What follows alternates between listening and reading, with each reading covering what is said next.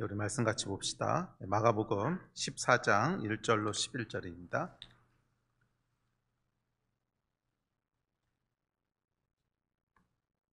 14장 1절로 11절 마가복음 말씀 함께 봉독합시다. 1절부터 읽읍시다. 시작. 6월절과 무교절이라 대제사장들과 서기관들이 예수를 흉계로 잡아 죽일 방도를 구하며 이르되 밀란이 날까 하노니 명절에는 하지 말자 하더라.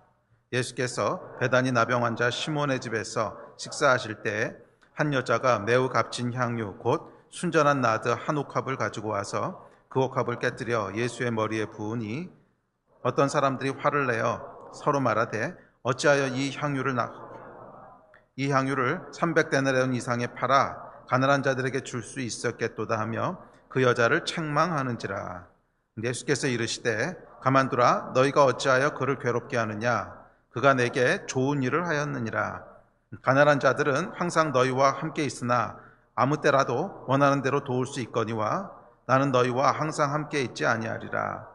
그는 힘을 다하여 내 몸에 향유를 부어 내 장례를 미리 준비하였느니라. 내가 진실로 너희에게 이르노니 온 천하에 어디서든지 복음이 전파되는 곳에는 이 여자가 행한 일도 말하여 그를 기억하리라 하시니라. 12 중에 하나인 가룟 유다가 예수를 넘겨주려고 대제사장들에게 가매 그들이 듣고 기뻐하며 돈을 주기로 약속하니 유다가 예수를 어떻게 넘겨줄까 하고 그 기회를 찾더라. 저희가 마가복음 살펴보고 있습니다. 오늘 39번째 시간입니다. 자, 오늘 본문이 14장 말씀은 예수께서 십자가에 달리시기 바로 직전의 일입니다. 아마 하루 전이거나 많아야 한 이틀 전쯤 되지 않을까 생각을 합니다. 그리고 십자가라고 하는 위기가 점점점 이렇게 가까이 다가오면서 사람들 속에 감추어져 있던 것들이 원색적으로 드러나기 시작합니다. 다음 주부터 우리가 십자가가 드러내는 것들에 대해서 좀 더 집중적으로 살펴볼 텐데, 우리가 십자가 앞에 나아가잖아요. 또는 십자가가 우리한테 점점점 다가오잖아요. 그러면 우리 안에 감추어져 있던 것들이 드러나게 됩니다. 그 전까지는 잘 몰라요. 그 전까지는 우리 마음 깊은 곳에 숨겨두고 있고 눌러두고 있어서 나도 모르고 사람들도 모르고 잘 몰라. 그런데 십자가라고 하는 위기가 점점점 가까이 다가오면, 또는 우리가 십자가 앞으로 한 발 한 발 더 가까이 나아가면 우리 안에 눌려있고 감춰져 있던, 사람들도 모르고 나도 모르던 내 안에 있는 그 본심들, 본질들, 내 믿음의 실체들, 민낯들, 이런 것들이 다 드러나게 됩니다. 그래서 오늘 본문에 보면 십자가가 점점 다가오자 예수를 대적하던 사람들은 이제 드러내놓고 예수를 죽이기로 모색합니다. 또 예수를 따르기는 했지만 뭔가 못마땅하고 100% 동의하지 못했던 유다는 더 이상 자신의 속내를 억누르거나 감추지 않고 원색적으로 드러냅니다. 예수를 배반하고 팔기에 이릅니다.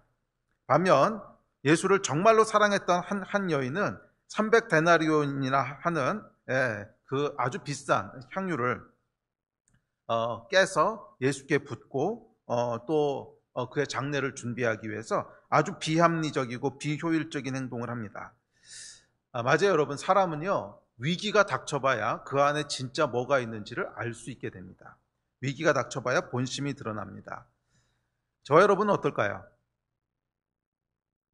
위기가 닥칠 때, 십자가가 다가올 때 저와 여러분은 어떤 반응을 드러내게 될까요? 궁금하기도 하고 여러분 두렵기도 하지 않으십니까?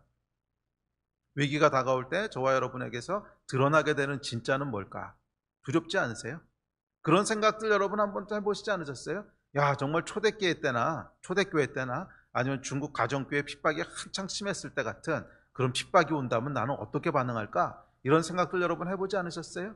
네, 맞아요, 여러분. 그 상황이 우리 안에 있는 진짜가 뭔지를 이렇게 드러내는 거예요. 그 전까지는 잘 몰라요. 모든 것이 평안하고 아무런 위기도 없고 십자가가 멀리 서 있을 때는 모든 것이 아름답고 모든 것이 완전하고 모든 것이 좋아 보여요. 유다도 그랬습니다, 여러분. 유다가요, 처음부터 이상한 제자가 아니었어요. 예수님을 따라다녔던 수많은 사람들 중에 그래도 예수님께서 가장 충성되고 가장 하여간 제자로 합당하다고 하는 그래서 뽑았던 그런 최측근 중에 측근 12제자들의 한 명이었고 12제자 중에 한 명이었고 3년이나 예수를 쫓아다녔습니다. 그런데 그런 유다 안에 이런 마음이 있었을 거라고 하는 걸 누가 상상해냈겠습니까? 십자가 앞에 서기 전까지는 유다 자신도 몰랐을 거예요. 십자가라고 하는 위기 앞에서 비로소 드러나게 되고 비로소 대면하게 되고 비로소 깨닫게 된 사실이죠. 자, 저와 여러분이 이런 위기 앞에 서게 됐을 때 또는 위기가 우리 앞에 다가올 때 십자가가 한 발 한 발 우리 앞으로 다가올 때 드러나게 되는 것은 무엇일까요? 여러분 궁금하기도 하고 두렵지도 않으십니까? 두렵지 않으십니까? 과연 우리 안에 숨겨져 있는 평상시에는 드러나지 않지만 감추어져 있고 눌려져 있던 그 본질, 본심은 뭘까? 위기 앞에서 드러나게 될 그것은 기억하십시오, 여러분. 그때 새롭게 생기는 게 아니에요. 지금 이미 우리 안에 있는 거야. 유다가 보였던 이 배신하고 예수를 팔았던 행동은 그때 갑자기 새롭게 생긴 것이 아니라 유다 안에 그렇게 될 수 있는 뭔가가 있었던 거예요. 그런데 그 전까지는 드러나지 않고 감추어져 있고 눌려 있던 거죠. 새롭게 생기는 게 아니에요. 지금 이미 우리 안에 있는 것입니다. 위기가 오기 전까지 감추어져 있는 것뿐입니다. 그렇기에 지금 그것을 미리 발견할 수 있고 지금 그것을 미리 대면할 수 있다면 그것은 굉장한 축복이고 은혜입니다. 위기와 십자가의 때가 오기 전에 우리가 우리 안에 있는 것들을 다시 바꾸고 새롭게 할 수 있는 기회가 있기 때문에 그렇습니다. 오늘 이 말씀을 통해서 우리 앞에 감추어져 있는 것은 뭔가, 십자가가 다가올 때 드러나게 될 우리의 민낯은 무엇일까 하는 것을 여러분 다시 한번 대면하고 직시하게 되면서 그것이 변화되고 회개하게 되고 새롭게 되는 기회가 되기를 주의 이름으로 축복합니다.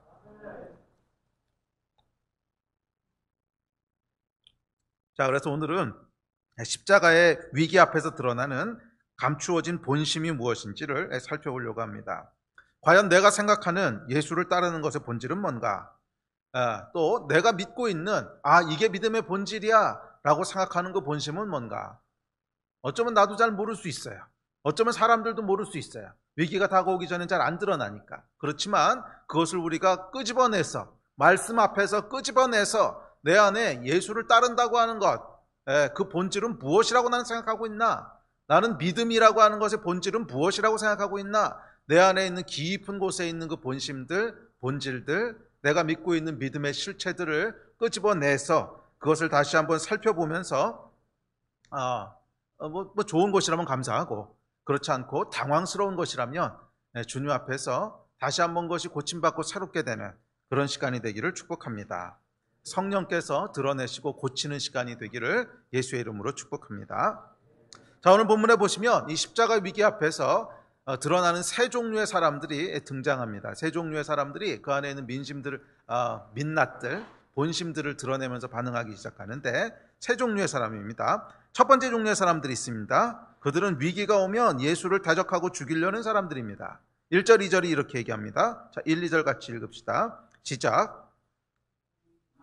6월절과 무교절이라 대제사장들과 서기관들이 예수를 흉계로 잡아 죽일 방도를 구하며 이르되 밀란이 날까 하노니 명절에는 하지 말자 하더라. 이들은 여러분 어떤 종류의 사람들이냐면 처음부터 예수가 마음에 안 들었던 사람들이에요. 다만 사람들의 눈치를 보느라고 그냥 잠자코 있었던 것뿐이지. 이 사람들은 언제든지 기회만 오면, 사람들이 밀란만 일으키지 않을 것 같으면 예수를 대적하고 죽이려는 사람들입니다.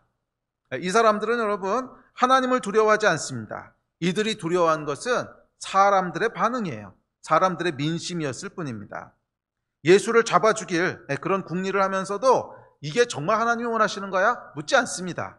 오로지 관심은 사람들의 밀란이 나지 않을까? 이게 유일한 관심이었어요. 위기 앞에서 여러분 저희가 어떤 모습을 드러내게 될까요? 그것은 저와 여러분이 진짜로 두려워하는 것이 무엇인지에 따라 결정됩니다. 하나님을 두려워하는 사람인가? 아니면 사람을 두려워하는 사람인가? 우리 안에 있는 이 본심은 여러분 위기가 다가올 때 내가 누구를 두려워하는 사람인가 하는 것을 진짜로 드러내는 거예요. 이 사람을 두려워하는 사람은 평상시에는 멀쩡할 수 있습니다.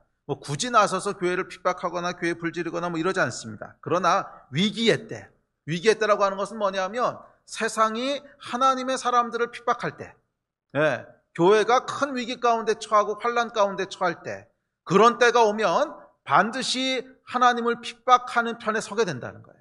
하나님을 대적하는 편에 서게 된다는 것. 왜냐하면 두려워하는 것이 밀란이니까. 하나님을 두려워하는 것이 아니라 사람들의 반응을 두려워하니까. 성난 민중이 일어나서 막 교회를 핍박하고 죽여 불질러. 로마 시대 때 그랬잖아요.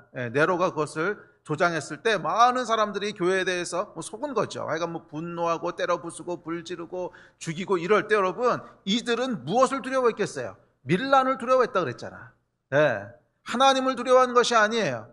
이것을 다스리시는 분이 누구실까? 정말 하나님이 원하시는 것은 무엇일까? 이걸 두려워했던 것이 아니라 밀란을 두려워했던 사람들은 그 성난 파도에, 그 광기의 폭풍에 그냥 압도되어 버리는 거야. 왜? 밀란이니까. 그래서 이들은 결국은 하나님을 대적하는 편에 서게 됩니다.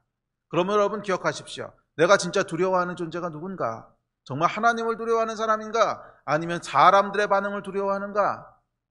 사람을 두려워하는 사람이라면 지금은 아무 일 없을 수 있어요. 그러나 결정적인 때가 오면, 십자가의 때가 오면, 교회가 십자가를 대면해야 되는 때가 오면 그는 하나님 편에 서는 것이 아니라 하나님 반대편에 서는 사람이 됩니다. 첫 번째 종류의 사람이에요. 자, 두 번째 종류의 사람이 있습니다. 가룟 유다입니다. 성경에서 가장 난해한 사람입니다. 그렇죠? 십자가의 위기 앞에서 가장 난해한 반응을 보였던 사람은 당연히 가룟 유다입니다.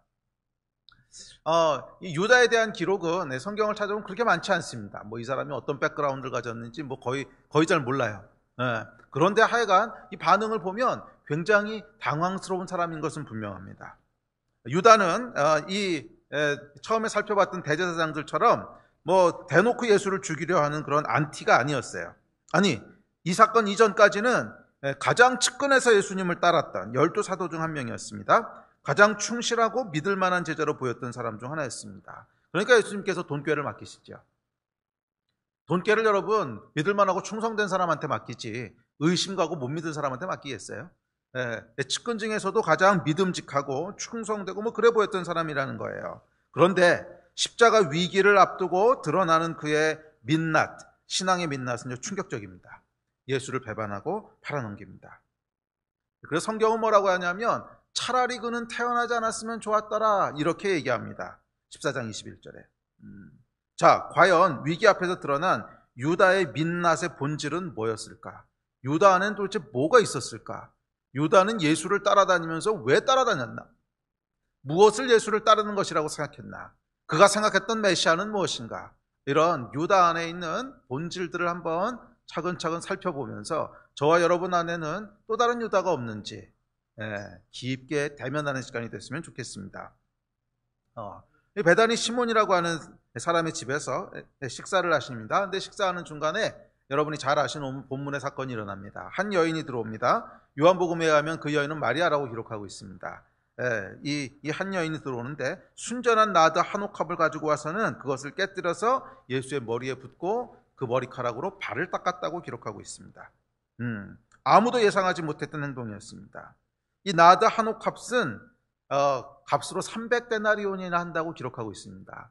데나리온이 어떤 거냐면 노동자의 하루 품삯입니다. 그러니까 300데나리온이면 쉬는 날들 주말 빼고 나면 1년 연봉이에요. 그러니까 오늘날로 치면 평균적으로 한 4천만 원, 3천, 4천만 원 정도 되는 그런 액수라는 거예요. 상당히 큰 액수지요. 그 한 번의 이벤트를 위해서 쫙 깨뜨리기에는 여러분 엄청나게 큰 돈입니다. 3천, 4천만 원이나 되는 이제 그런 액수입니다. 자, 그런데 이것을 보고는 유다가 화가 났습니다. 그리고 성경은 이 사건이 유다가 예수를 배반하게 되는 결정적인 사건이라고 기록합니다. 이 마태복음을 봐도 그렇고 요한복음을 봐도 그렇고 누가복음을 봐도 그렇고 오늘 또 마가복음을 봐도 그렇고 이것이 항상 백투백으로 기록되어 있어요. 이 여자가 향유를 깨고 유다가 화를 내는 거 보고 예수님께서 아니야 유다야 그가 좋은 일 한 거야 했더니 바로 가서 제사장을 만나고 팔아넘기고 그렇게 기록되어 있습니다. 그래서 어떤 복음서를 보든지 간에 이것이 붙어서 나와요. 그러니까 이 마리아와 유다의 기록이 붙어 나온다는 거예요. 자, 그러니까 이 사건이 유다가 예수를 이제 그 전부터 이상한 건 있었을 거야. 그 전부터는 예수님한테 풀리 동의가 안 되고 저거 뭐지? 이해가 안 되고 이런 게 있었겠지만 결정적으로 이 사람은 진짜 아니다. 이렇게 하게 되는 계기는 이 사건이었던 것으로 우리가 유추해 볼 수 있습니다. 예. 자, 유다가 이렇게 얘기합니다. 4절 5절입니다. 시작.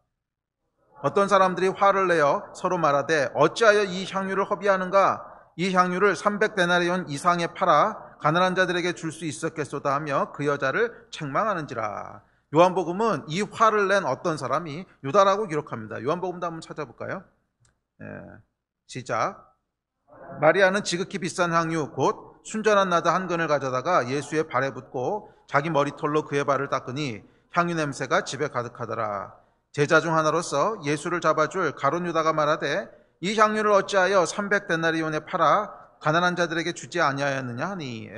이 여인은 마리아였고 이 화를 냈던 어떤 사람은 가룟 유다라고 기록하고 있습니다. 자, 그렇다면 유다는 도대체 무엇 때문에 이 사건이 못마땅했을까요?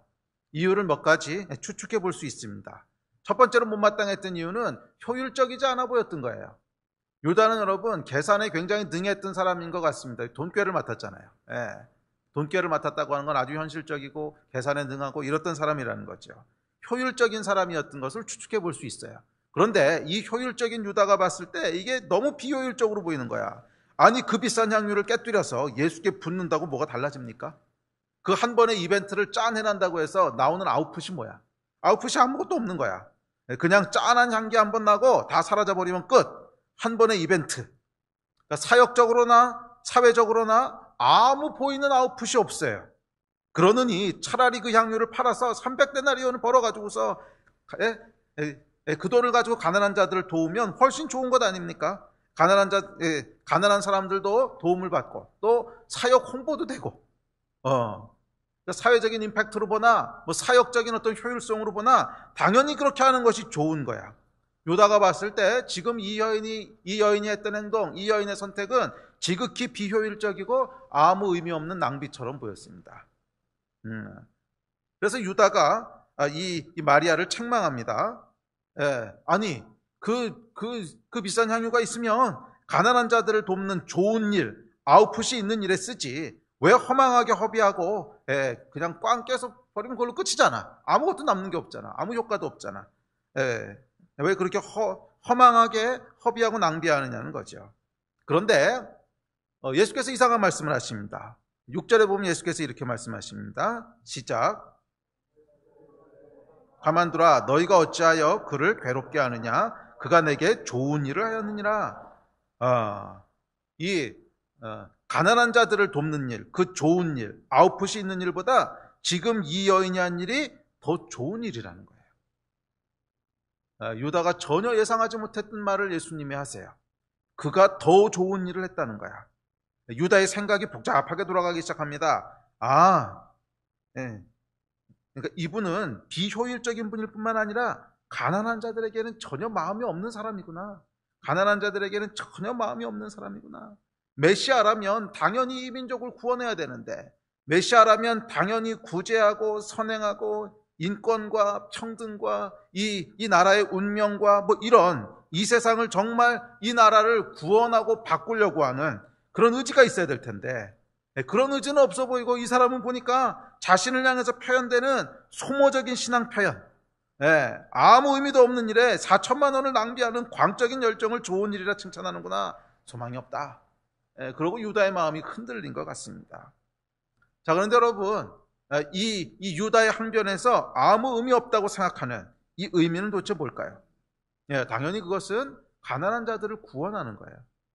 그러니까 유다는 가난한 자들을 구제하는 것을 의미 있는 일이라고 생각했어요.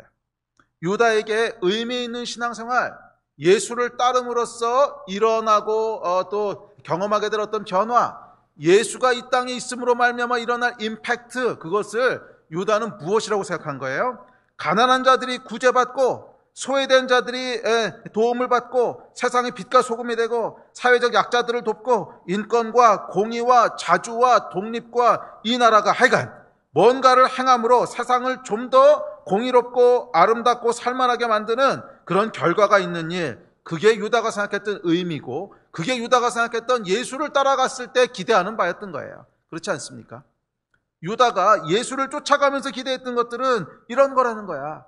예수를 쫓아다니면 이 사람은 우리를 구원할 메시아야. 근데 그 구원의 의미는 뭐야? 이 땅을 조금 더 공의롭고 조금 더 살만한 곳이 되게 해줄 거야. 이 민족이 지금 로마의 압제 가운데 있는데 독립시켜서 우리의 인권도 다시 회복시켜주고 우리의 주권도 다시 회복시켜주고 가난한 자들도 좀 먹고 살만하게 되고 공의와 평등과 구제와 소외된 자도 없고, 그것이 여러분 유다가 예수를 따라다니면서 기대했던 목표 아니었습니까? 유다에게 있어서 신앙이란 그런 거였다는 거예요. 자, 이런 의미에서 이 여인이 했던 광적인 신앙행위, 그러니까 이건 진짜 광적인 거로 보이는 거야. 아무 의미 없는 일. 그러니까 이 여인이 했던 일은 기독교의 삶과 실천의 영성에서 벗어나서 그저 개인의 감정과 열정을 분출하고 소모하는 자기만족적 종교 소모 행위로 보인 거예요. 이 여인의 행동을 딱 바라보고 판단하는 유다의 판단은 이거예요. 자기만족적인 종교 소모 행위다. 자기만족이라는 건 뭐예요? 뭔가 종교적인 그런 감정과 열정과 이런 만족을 얻고 싶어서, 뭔가 종교적인 만족을 얻고 싶어서 자기를 만족시키기 위해서 행하는 소모적이라는 건 뭐야? 별로 아웃풋이 없어 보이는, 아무런 아웃풋도 없어 보이는 소모적인 종교 행위를 했다는 거야. 그래서 못마땅해서 꾸짖은 거예요. 아니, 예수를 따르는 정말로 제대로 된 성숙한 크리스천이라면 삶과 실천의 영성을 통해서 가난한 자들을 돕든지 세상을 변화시키든지 공의를 실천하든지 해야 되는데, 네가 지금 하는 행동은 뭔 줄 아느냐? 삶과 실천의 영성에선 전혀 벗어나서 그냥 자기만족적인 종교 소모 행위야. 이게 유다가 이 여인의 행위를 규정한 거였어요. 적어도 유다에게는 예수께 직접적으로 드려지는 종교적이고 소모적인 행위보다 가난한 자들을 챙기는 삶과 실천이 있는 영성이 더 중요하고 본질적인 신앙행위로 보였습니다. 물론 요한복음에 보면 유다가 돈 욕심도 있었다고 기록합니다. 돈 욕심도 있었다고 기록하긴 해요. 자, 어찌되었든지 간에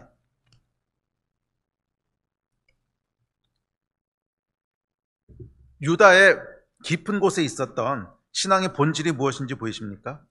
그에게 예수를 따르는 것이랑 가난한 자들을 돕고 우리 사회를 조금 더 아름답게 만들고 공의와 인권이 존중되고 뭐 그런 실천적인 삶을 사는 것입니다. 여러분, 이것이 틀렸다는 얘기가 아닙니다. 당연히 예수께서 그렇게 하라고 하셨어요. 세상의 빛과 소금이 되라고 하셨고, 당연히 우리의 삶 가운데 아무런 실천이 없다면 네 믿음은 가짜라고 하셨고, 이것은 뭐 당연히 맞는 말이에요. 틀린 말이 아니야. 그런데 문제는 예수께서 좀 다르게 말씀하시는 거야.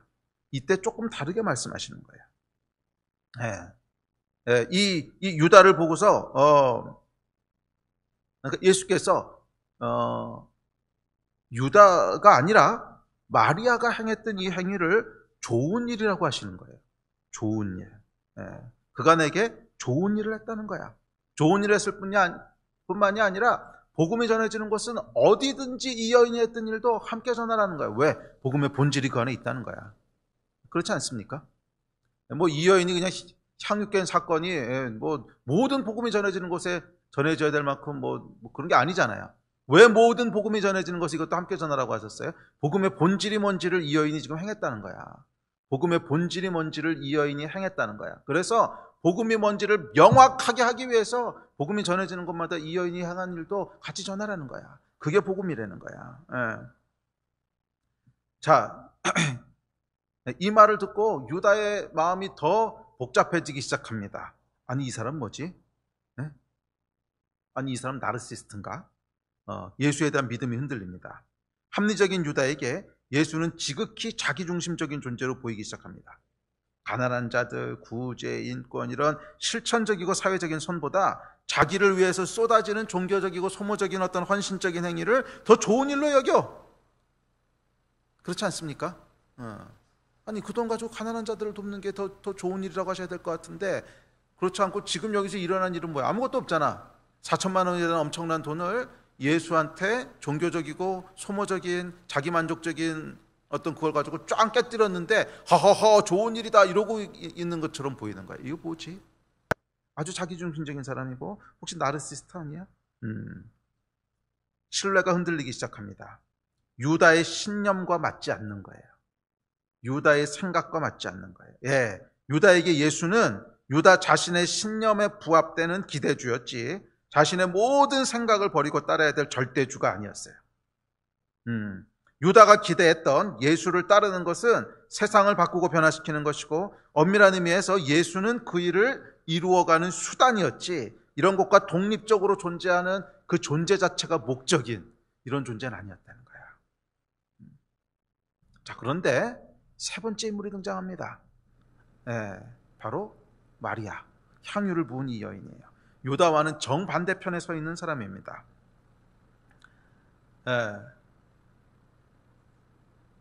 어느 날 예수께서 이상한 말씀을 하시기 시작하십니다. 죽을 거라는 거예요. 아니, 그전에는 그런 말씀이 없으셨는데 어느 날부터 죽을 거다. 십자가에서 죽을 거다. 이 말씀을 하시기 시작합니다. 그런데 참 이상한 것은 이 얘기를 모든 제자들에게 하셨는데 아무도 걱정하거나 아무도 어떡하지 이러는 사람이 없는 거예요. 참 이상해요. 그런데 이 여인만은 그 소리를 그냥 흘려들을 수가 없었어요. 흘려들을 수가 없어요. 왜냐하면 마리아에게는 예수님의 존재 그 자체가 그녀의 목적이었거든. 존재 자체가 목적이었어. 예수를 통해서 이루어질 더 나은 세상, 가난한 자들이 살만해지는 거, 마리아는 그런 거 잘 몰라요. 예수를 통해서 제자들은 그런 마음도 있었잖아. 예수님께서 진짜 왕이 되시면 좌표 우편에 앉게 되는 거 아니야? 뭐 이런 거. 근데 마리아는 이런 것도 관심 없어. 오로지 마리아에게 관심 있는 건 뭐냐면 예수님 그 자체뿐이야. 내가 사랑하는 분, 내 모든 관계의 최종적인 목적은 그냥 그분 자체야. 그분을 통해서 뭐 이루어질 더 나은 세상? 몰라. 마리아는 그런 거 복잡해서 잘 모르고 무식해서 잘 몰라. 또 뭐 한 자리 하는 거? 한 자리 남자들이나 관심이지 여자 관심도 없어. 그냥 오로지 예수님 그 자체만이 관심이고 목적입니다. 그런데 그 예수가 죽는다는 거예요. 그 예수가 죽는다는 거야. 이 얘기를 듣는 순간 아무 다른 소리도 들리지 않습니다. 아무 다른 일도 보이지 않습니다. 여러분이 마리아에게는 예수는 무언가로 가기 위한 수단이 아니에요. 무엇인가를 이루기 위한 그런 매개체가 아니야. 예수님 자체가 그냥 목적이었어. 예수님 자체가 최종 골이야, 최종 골. 내가 예수를 따라다니고 내가 예수와 관계를 맺는 최종적인 목적은 뭐냐? 그냥 그분 자신이야. 그분을 통해서 뭘 얻게 되고 그분을 통해서 세상이 더 나아지고. 아니야, 그런 거 아니야. 그것이 여러분 마리아와 유다의 차이였어요. 그것이 마리아와 변화받기 전 제자들의 차이였어요. 여러분, 유다에게 예수는요, 그의 신념, 분명히 유다에게는 신념이 있었던 것 같아요. 더 나은 인격, 더 좋은 세상을 만드는 뭐 그런 길이고 수단이었어요.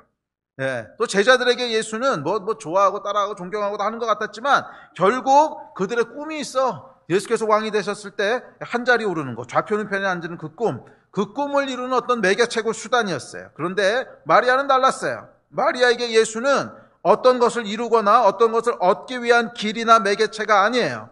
마리아에게 예수는 예수님 자체가 최종 목적이야. 최종 목적이야. 예수라는 존재 자체가 마리아가 원하는 전부였습니다. 그것뿐이야. 끝. 그런데 그 존재가 지금 죽는다는 거야. 그 존재가 지금 죽는다는 거야. 염려가 됩니다. 걱정이 됩니다. 잠도 오지 않습니다. 계속 눈물이 납니다. 아이고, 이거 어떻게 하지? 아이고, 죽으신다는데 어떻게 하지? 이상하게 아무도 거기에 대해서는 관심을 안 가져. 아무도 준비하는 사람도 없어. 며칠을 아마 못 잤을 거예요. 아마 이 마리아가 여러분 향유 들고 나오기 전에 며칠을 못 자지 않았겠어요? 그게 여러분 뭐 1, 200만 원짜리도 아니고 한 3, 4천만 원 하는 건데 그걸 깰 정도면 여러분 굉장히 고민도 많이 하고 뭐 앓고 끙끙거리고 잠도 못 자고 그랬을 거예요. 그런데 직감적으로 알았어요. 6월절에 돌아가시는구나. 뭐 직감이 아니라 그렇게 말씀하셨죠. 6월절에 돌아가실 거라고. 6월절에 돌아가시는구나. 시간이 다 된 거야. 시간이 다 됐어.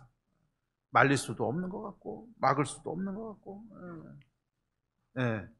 시간은 다가오고 뭘 해야 되지? 뭘 해드릴 수 있지? 죽으신다는데 이제 이 땅을 떠나신다는데 떠나시기 전에 뭐라도 해드릴 수 있는 거 없을까? 뭐라도 드릴 수 있는 거 없을까? 맞아. 내 제일 소중한 거, 내가 제일 아껴왔던 거 그거 드리자. 그래서 정성껏 모았던 향유를 들고 나가서 옥합을 깨고 그 머리에 붓습니다. 그리고 그 발에 붓습니다.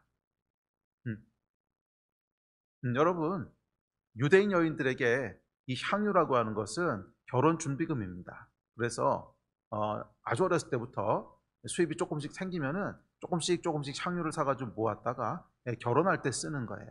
네. 그런데 300데나리온이나 모았다고 하는 거 보면 평생 모은 거예요. 이거는 평생 모았던 돈입니다. 네. 근데 그것을 부어서 예수께 붓습니다. 그게 그녀가 죽으시려는, 세상을 떠나시려는 예수께 드릴 수 있는 최선의 것이었습니다. 여러분, 저와 여러분에게 예수님은 어떤 존재입니까? 저와 여러분에게 기독교는 어떤 종교입니까? 기독교는 무엇이고 신앙은 무엇입니까?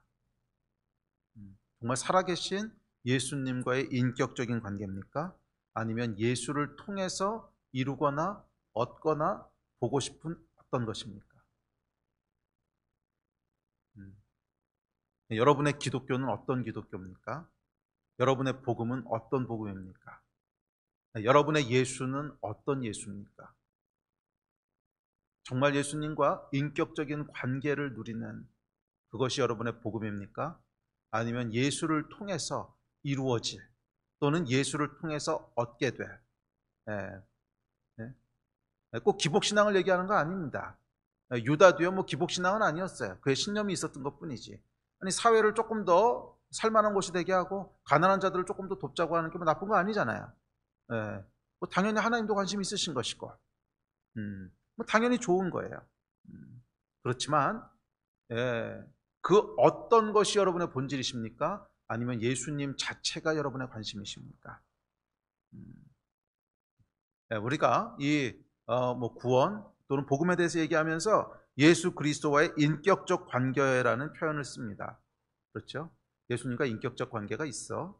인격적으로 만났어. 뭐 이런 표현에 익숙하고 잘 사용합니다. 자, 그런데 여러분, 인격적 관계라고 하는 게 무슨 뜻일까요? 인격적 관계. 인격적 관계란 뭐냐면 그 관계 혹은 그 존재가 수단이 아니라 목적인 관계를 얘기하는 겁니다. 그러니까 인격적 관계라고 하는 건 뭐냐면 그 존재가, 그 관계가 어떤 수단도, 뭐 아무리 좋고 아무리 고귀한 것이라고 할지라도 그것이 수단이 되지 않는 거예요. 그냥 그 사람 자체, 그 존재 자체가 이 관계의 최종적인 목적이야. 그것이 인격적인 관계. 여러분 그렇지 않습니까? 그러니까 예를 들어서 여러분들이 가족과 또는 뭐 배우자와 인격적 관계를 맺죠. 근데 그것이 인격적 관계라고 하는 뜻은 뭐예요? 그 관계 자체가 최종적인 골이라는 거야. 그 관계를 통해서 또 뭔가를 얻고자 하는 게 아니라는 거야. 근데 비즈니스 관계는 다릅니다. 비즈니스 관계는 뭐예요? 그 사람 존재 자체가 목적이 아니지. 그 사람 존재가 나한테 무슨 의미가 있어? 그냥 그 사람과의 관계를 통해서 내가 하고자 하는 어떤 게 있는 거지. 그건 비인격적인 관계라는 거예요. 인격적인 관계라고 하는 건 그 존재 자체가 관계의 최종 목적이 되는 거예요. 어떠한 수단도 되지 않는 거예요. 그를 통해서 내가 보고 싶은 어떤 거, 그를 통해서 내가 이루고 싶은 어떤 거, 예수를 따라감으로 내가 보고 싶은 어떤 거, 아니 그게 아니라 예수 자체가 우리의 목적인 거, 그게 인격적인 관계라는 거예요. 그런 의미에서 유다는 예수와 인격적 관계를 맺고 있었던 게 아니에요.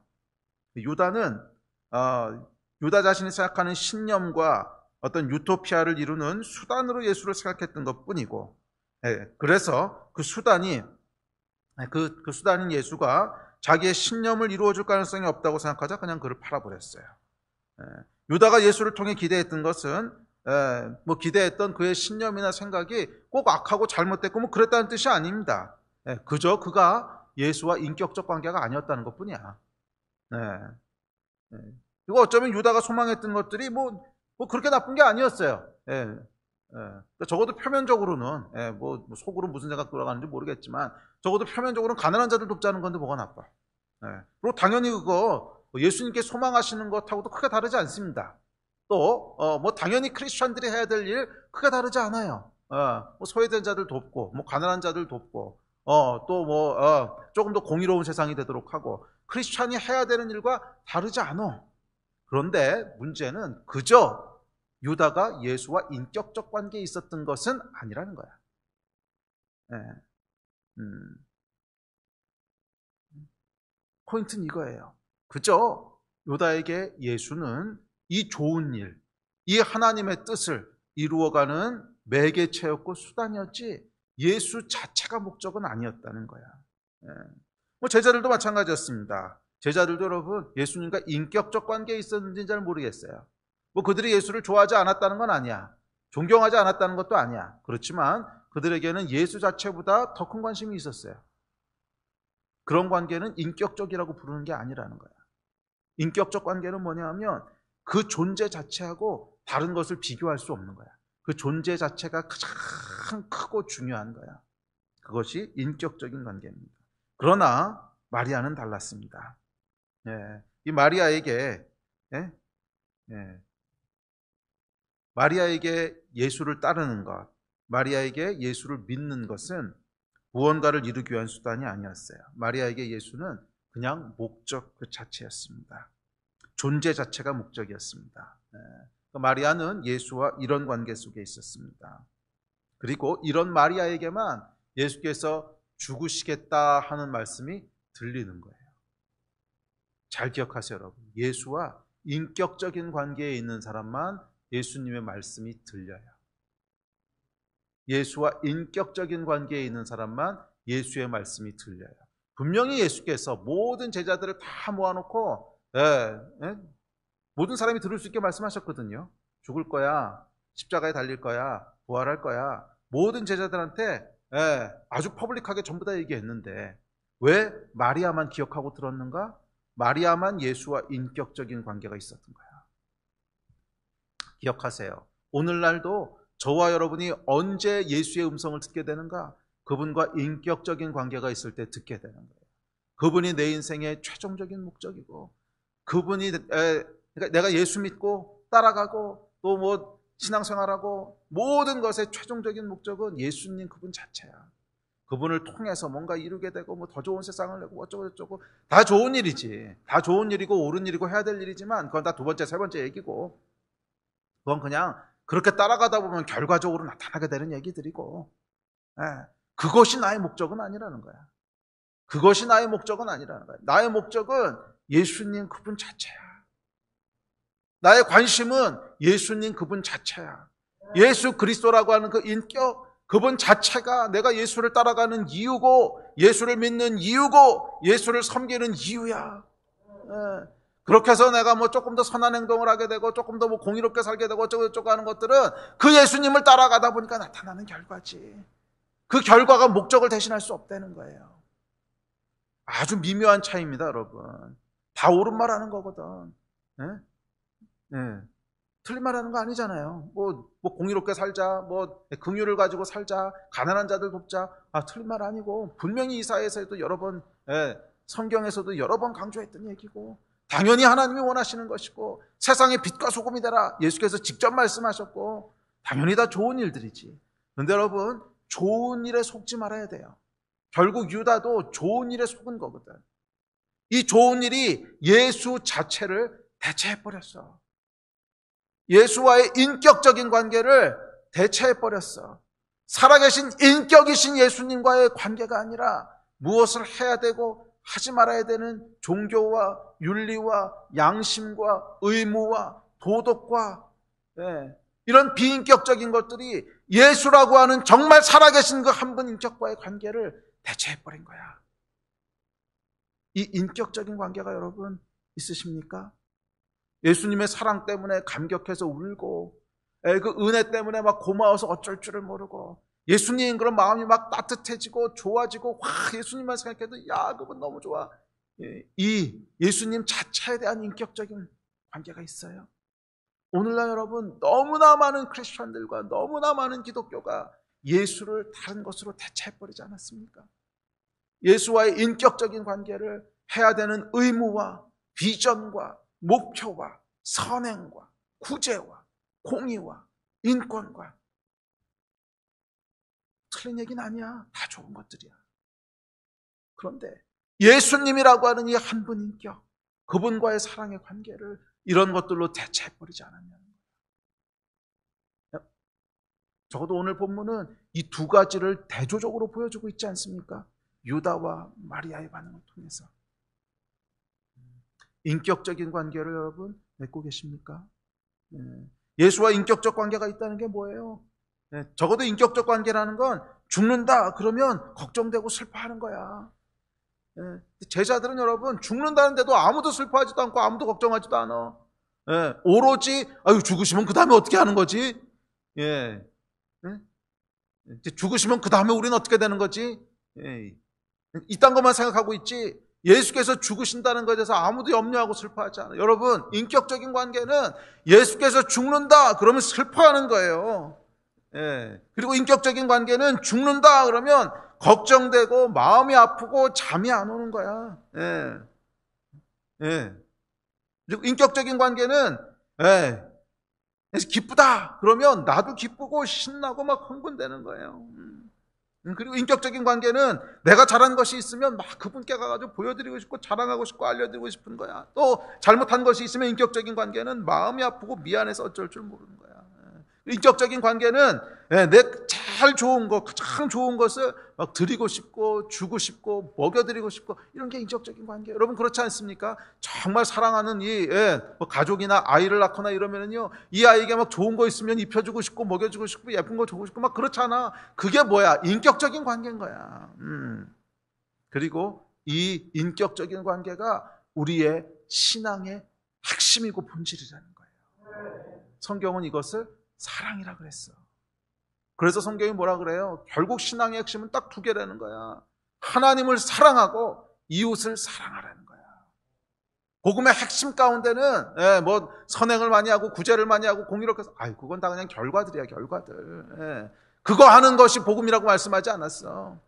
모든 율법과 모든 복음에 적어도 우리가 예수를 믿고 따라가는 이 모든 기독교의 가장 핵심은 뭐냐 하면 하나님을 사랑하고 이웃을 사랑하라는 거야.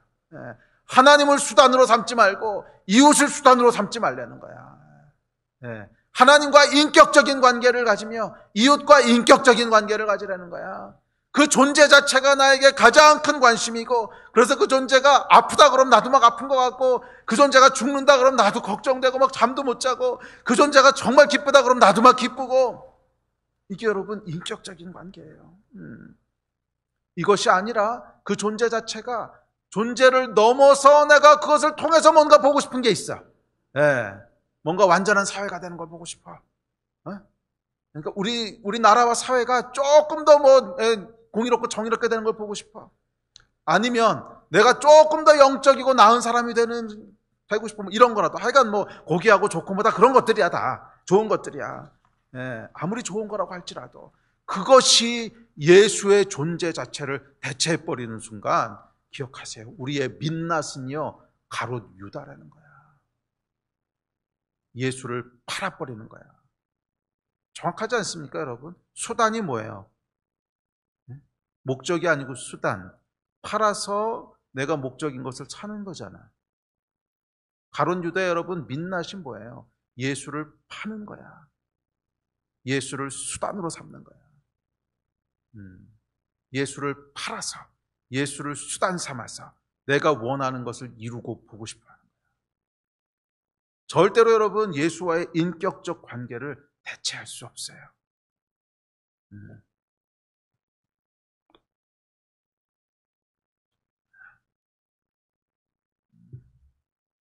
그래서 인격적 관계라고 하는 것은 적어도 몇 가지 특징이 있습니다.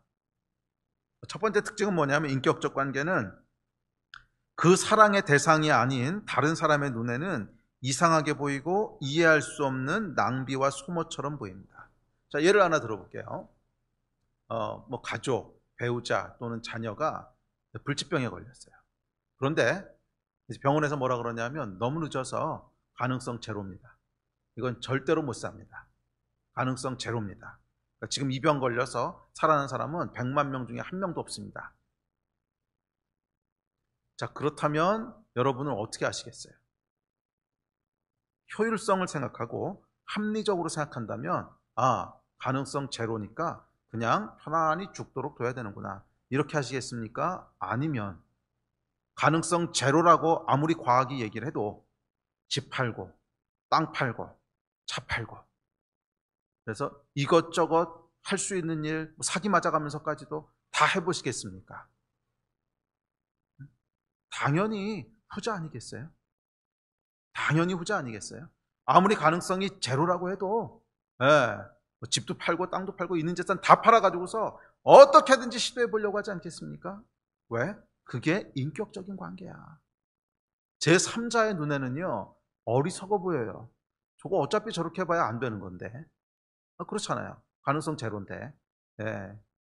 100만 명 중에 한 명도 살아나는 사람이 없는데. 가능성 제로인 일을 하고 있네. 아유, 저게 무슨 낭비냐.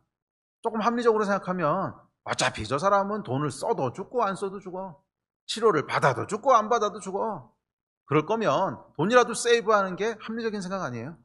그래야 산 사람이라도 살지. 그런데 가족은 그렇게 못해. 있는 돈 없는 돈 다 끌어모아서 그것도 안 되면 빚까지 져가면서 하여간 거기다가 쏟아부어요. 왜? 사랑하니까. 그 존재 자체가 목적이니까. 이게 여러분 인격적인 관계입니다. 왜 마리아가 그 쓸데없어 보이는 옥합을 깼느냐고? 사랑하니까.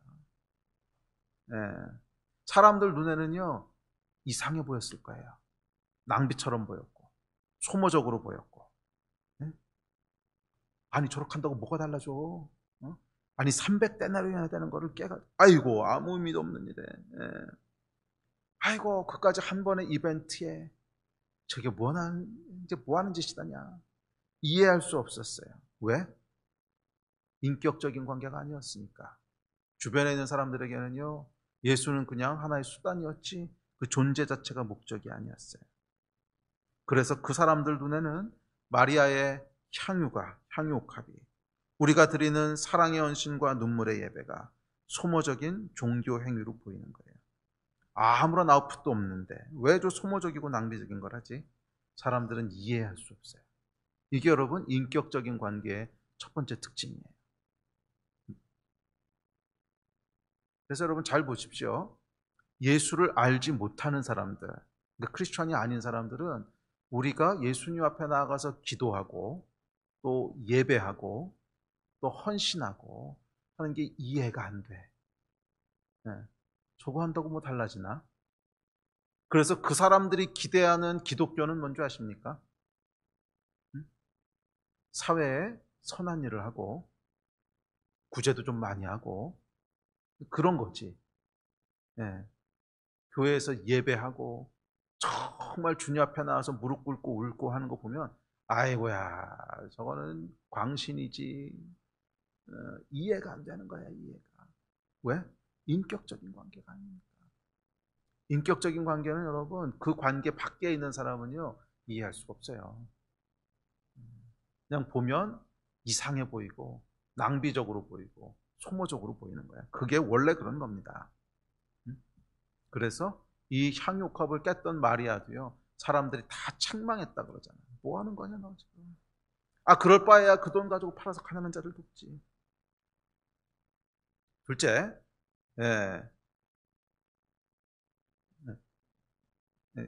두 번째 인격적 관계는 합리성으로 움직이는 것이 아니라 마음으로 움직입니다. 참 놀랍게도 예수께서 이 마리아의 의미 없어 보이고 비합리적으로 보이는 행동을 좋은 일이라고 하십니다.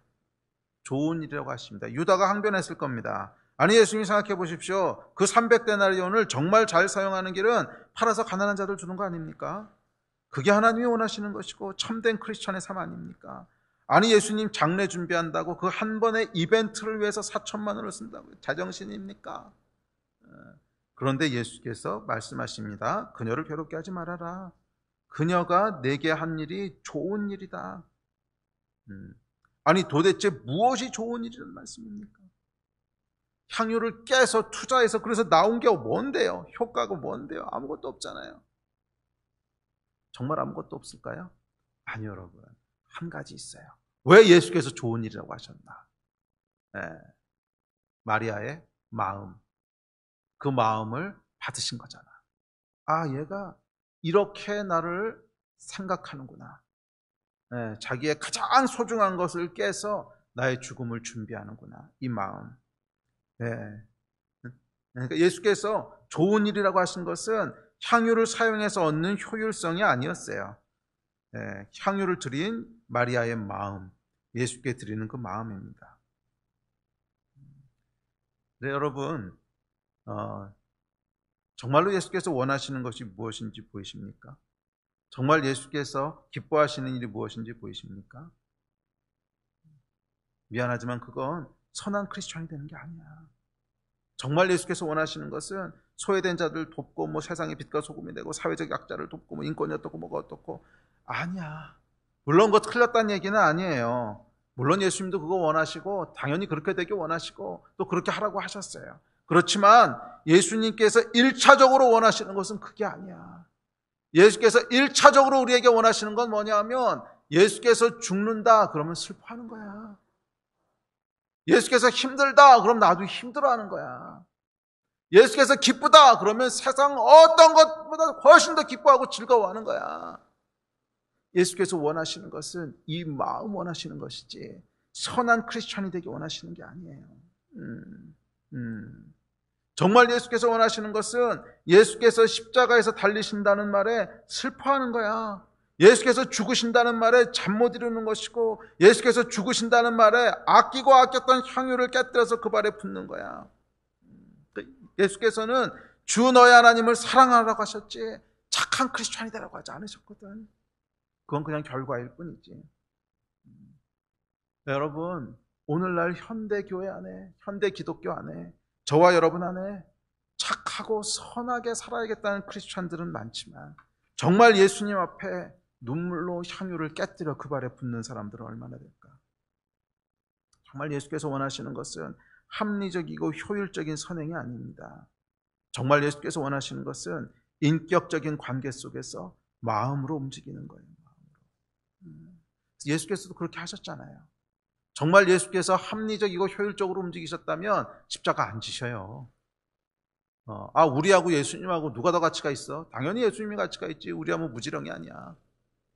효율적으로 생각하셨다면 절대 우리 위해서 죽지 않으세요. 그런데 예수님께서는 효율적으로 움직이시는 것이 아니라 마음으로 움직이셨어요. 우리와 인격적인 관계를 맺고 계셨거든. 가능성 제로라고 해도 집 팔고 눈 팔고 다 팔아서 그에게 쏟아부을 수밖에 없는 그것으로 예수님 움직이신 거잖아. 그래서 우리가 구원을 받은 것 아닙니까? 저와 여러분의 예수는 어떤 예수십니까? 저와 여러분의 신앙은 무엇입니까? 그 본질이 정말 인격적인 관계에 기초하고 있습니까? 저는 이 향유옥합을 볼 때마다 제가 처음에 목회 시작할 때 생각이 나요. 왜냐하면 그때 이 말씀을 가지고 하나님이 저에게 도전을 하셨던 거거든요. 미국에서 박사학위를 마치고 이제 목회를 한다고 했을 때 많은 분들이 말리고 반대하셨습니다. 정말이에요. 많은 분들. 그 중에 이제 목사님들도 많이 계셨는데 그때 한 목사님이 저에게 불러서 그렇게 말씀하셨어요. 야, 너는 왜 그렇게 인생을 낭비하냐? 왜 그렇게 낭비하면서 살려고 그러냐? 네가 받은 학위가 어떤 학위인 줄 아냐? 아무나 받을 수 없는 건데 좀 효율적으로 생각해라. 효율적으로. 그거 이렇게 다 그냥 두는 게 아깝지 않냐? 목사는 너 말고도 할 사람 많어. 진짜 제가 들었던 얘기예요. 그때 목사님이 그러셨어요. 목사는 너 말고도 할 사람 많어. 그런데 네가 받은 학위는 아주 소수의 사람들밖에 없잖아. 그걸로 주님께 영광 돌릴 수 있지 않겠냐? 뭐 대학에 가서 가르칠 수 있는 사람 그렇게 많지 않은데 네가 그걸로 영광 돌릴 수 있지 않겠냐? 주의 영광을 위해 더 효과적이고 더 효율적인 것에 사용하는 것이 옳지 않겠냐? 그런데 물론 저를 위해서 해주신 말씀이에요. 위해서 해주신 말씀이지만 제 안에는요 전혀 다른 프레임이 돌아가고 있었습니다. 뭐 효율성, 효과적, 몰라 그건 모르겠고 제 안에 돌아갔던 생각은 뭐냐 하면 제일 좋은 것으로 예수님 섬기고 싶었던 거예요. 내가 가지고 있는 최고의 것을 들여서 예수님 섬기고 싶었던 거고 그냥 그렇게 하고 싶었어요. 그러니까 물론 예수님께서 저를 그걸로 초청하시고 부르셨지만 초청하시고 부르실 때 내가 가진 제일 좋은 것을 예수님 들여서 섬기고 싶었고 최고의 것을 예수님께 들여서 섬기고 싶었고 그거 말고 없었어요. 그거 말고 없었어. 저에게 예수를 따르는 것, 크리스천이 된다고 하는 것은 선행을 많이 하거나 구제를 많이 하는 것과는 결이 다릅니다. 효율적이고 고귀한 삶을 사는 것하고도 결이 다릅니다. 인류를 위해서 인류애적인 삶을 살고 선행과 구제, 아니요, 그것도 아니에요. 오히려 그런 측면에서는 좀 비효율적이고 낭비인지도 모릅니다. 그러나 저에게 예수를 따른다는 것은 그냥 예수님께 좋은 걸 드리고 싶은 거예요. 됐지? 그냥 예수님께 좋은 걸 드리고 싶은 거예요. 제일 값진 걸 드리고 싶고, 제일 좋은 걸 드리고 싶고. 왜? 너무 감사하니까. 예수께서 나에게 제일 좋은 걸 주셨잖아요. 십자가에서 구원하셨잖아요. 그 은혜가 제 안에 있기 때문에, 그 은혜에 대한 감격과 울컥함이 있기 때문에 그냥 드리고 싶은 거예요. 그냥 드리고 싶은 거예요. 여러분, 예수를 믿고 따르는 것은 마음으로 움직이는 거지 머리로 움직이고 계산하는 거 아닙니다. 머리로 계산해서 가장 효율적이고 가장 효과적인 옵티멀 솔루션이 뭔가, 그건 여러분 비즈니스지 관계가 아니에요. 관계는 계산하지 않는 거야. 뭐가 옵티멀 솔루션이고 이런 거 안 찾아도 돼. 관계는요, 내가 할 수 있는, 아니 할 수 없는 거라도 그냥 제일 좋은 걸 드리고 싶은 게 관계고 인격적인 관계입니다. 신앙은 여러분 울컥하면서 나오는 것이지 효율성에서 나오는 게 아니에요. 예수 그리스도, 은혜, 그거에 대한 울컥함이 여러분 진짜 내 안에 있는 신앙의 본질이지 효율성과 머리에서 나오는 계산이 아니라는 거예요. 아멘. 네, 여러분 안에는 그 울컥함이 있으십니까? 울컥함이 있으십니까? 예배팀 앞으로 나오십시오. 정말 예수 그리스도, 하나님의 은혜로 세상을 이처럼 사랑하사, 그 얘기를 들을 때 여러분 뜨거운 것이 이렇게 올라오는 것이 있지 않으십니까? 네. 제 안에는 여러분 정말 예수 믿은 지 35년이 지났어도 하나님의 은혜, 예수 그리스도, 그 얘기만 들으면요 뜨거운 게 이 안에서 이렇게 올라와요. 뜨거운 게. 네. 무슨 효율성이 어떻고 합리성이 어떻고, 그건 다 두 번째 세 번째 얘기고, 다 두 번째 세 번째 얘기고, 가장 먼저 올라오는 것은 제 안 깊은 곳으로부터 울컥하는 뜨거운 게 올라와요. 와, 그렇지 하나님의 은혜. 그리고 그 울컥함이요 그냥 드리고 싶은 마음이에요. 더 드리고 싶고, 더 드리고 싶고, 또 드리고 싶고, 더 잘해드리고 싶고, 더 예수님께서 높임 받으셨으면 좋겠고, 예수의 이름이 이렇게 칭찬을 받고 높아지는 거 보고 있으면 막 너무 좋아서 어쩔 줄 모르겠고, 그냥 그게 제 안에 있는 본심이에요. 여러분 안에도 똑같은 이 울컥함과 불이 있지 않으십니까? 그것이 여러분 마리아와 유다를 가르는 차이였어요. 유다 안에는 여러분 좋은 비전이 있었을지 몰라요. 건전한 신앙관이 있었을지 몰라요. 삶과 신앙을 분리시키지 않으려고 하는 어떤 처절한 노력이 있었던 것 같기도 해요. 그러나 It's not enough. It's not enough. 그건 그냥 결과적으로 나오는 일들이지, 그 생명을 진짜로 살아있게 하는 건 뭐냐면 이상도 비전도 아니야. 생명을 정말로 살아있게 하는 것은 예수께서 죽으신다고 하면 슬퍼하는 거야. 예수께서 죽으신다고 하면 슬퍼하는 거야. 이 안에서 울컥함이 올라오는 거야. 울컥함이. 뜨거운 게 올라오는 거야. 드리고 싶고, 더 드리고 싶고. 그리고 예수께서는 이 마음을 좋은 일이라고 하셨어요. 그리고 복음이 전해지는 곳마다 전하라고 하셨어요. 맞아요. 예수께서 원하셨던 구원, 예수께서 원하셨던 복음은 우리와 인격적인 관계를 맺는 거였어요.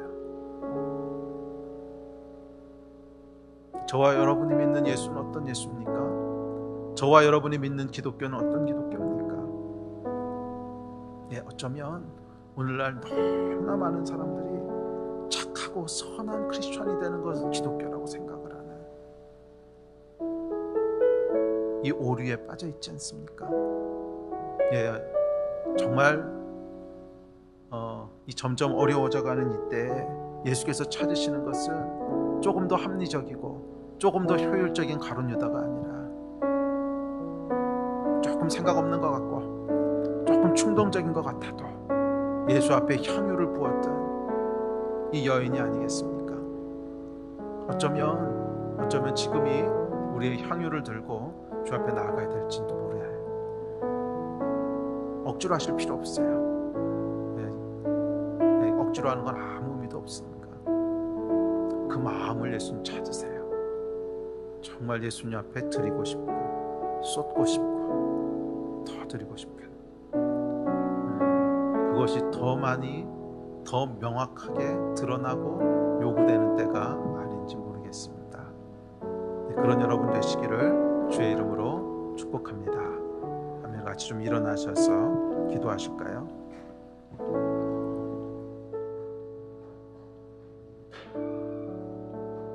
우리 가정에서 예배 드리시는 분들은 일어나시든지 아니면 무릎을 꿇으시든지 우리 함께 좀 기도하고 예배합시다. 우리 기도하고 예배할 때 예 하나님, 제가 다른 어떤 것도 아닙니다. 오직 예수 그리스도 당신 자신이십니다. 저희의 모든 것을 다 드리고 모든 것을 다 쏟아도 기쁘고 또 기쁜 것은 예수님이 내 인생의 목적이시기 때문입니다. 다른 아무것도 아닙니다. 그것을 통해서 어디로 아니요, 예수님 자신이 내 인생의 목적이십니다. 오늘 그 언약이, 그 고백이 정말 성령 안에서 다시 한번 갱신되는 시간이 될 것입니다. 우리 함께 좀 기도합시다. 기도할 때 각 가정 가운데 성령께서 찾아가시고 또 이곳에 성령께서 임하셔서 우리 안에 인격적인 관계가 회복되게 하시고, 그 일이 성령께서 하시는 일이거든요. 그래서 성령 없는 기독교는요, 결국 비인격적인 기독교가 될 수밖에 없어요. 성령께서 우리 안에 예수님과의 관계를 갱신하시고 인격적인 관계가 되게 하시는 거예요. 예 하나님, 그 언약의 갱신이 지금 일어나게 하여 주십시오. 우리 안에 예수 그리스도를 향한 마음들이 다시 한번 회복되게 하여 주시고, 은혜에 대한 감격과 울컥함들이 다시 올라오는 시간이 되게 하여 주시옵소서. 성령 없이 행해지는 기계적이고 종교적이고 윤리적인 삶이 아니라 성령 안에서 행해지는, 사람들 눈에는 낭비고 사람들 눈에는 자기만족적인 종교 소모 행위로 보일지라도 예수 앞에 향유를 쏟아붓는 이 놀라운 역사가 회복되게 하여 주시옵소서.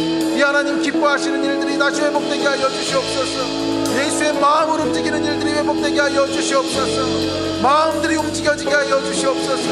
우리 안에 마음들이 움직여지게 하여 주시옵소서. 주여, 세 번 부르짖고 합심하여 기도하겠습니다.